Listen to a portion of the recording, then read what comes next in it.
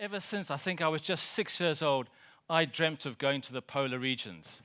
I really, really wanted to go to the Arctic. There was something about that place which drew me to that. And, sometimes it takes a long time for a dream to come true. But 7 years ago, I went to the Arctic for the first time. And it was so beautiful that I've been back there ever since for the last 7 years. I love the place.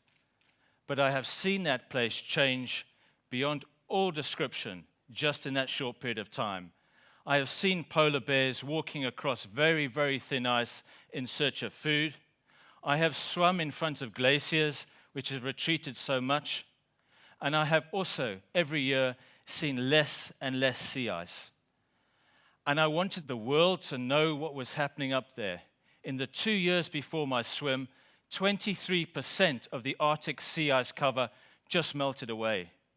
And I wanted to really shake the lapels of world leaders to get them to understand what is happening.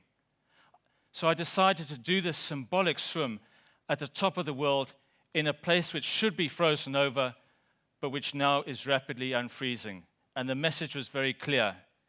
Climate change is for real, and we need to do something about it, and we need to do something about it right now.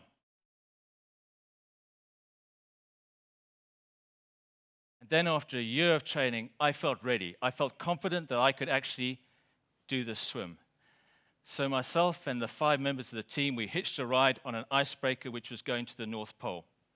And on day 4, we decided to just do a quick 5-minute test swim. I had never swum in water of minus 1.7 degrees before because it's just impossible to train in those type of conditions. So we stopped the ship, as you do. We all got down onto the ice.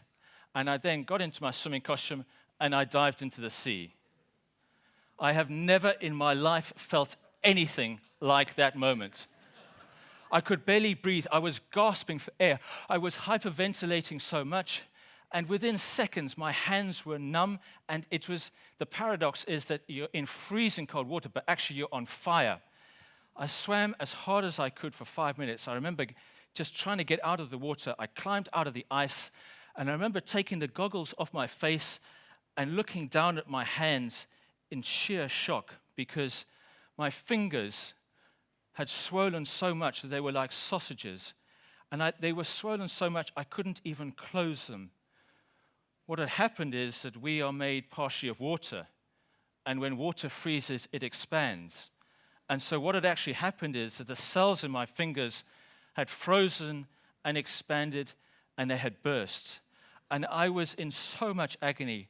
I immediately got rushed onto the ship and into a hot shower. And I remember standing underneath the hot shower and trying to defrost my fingers.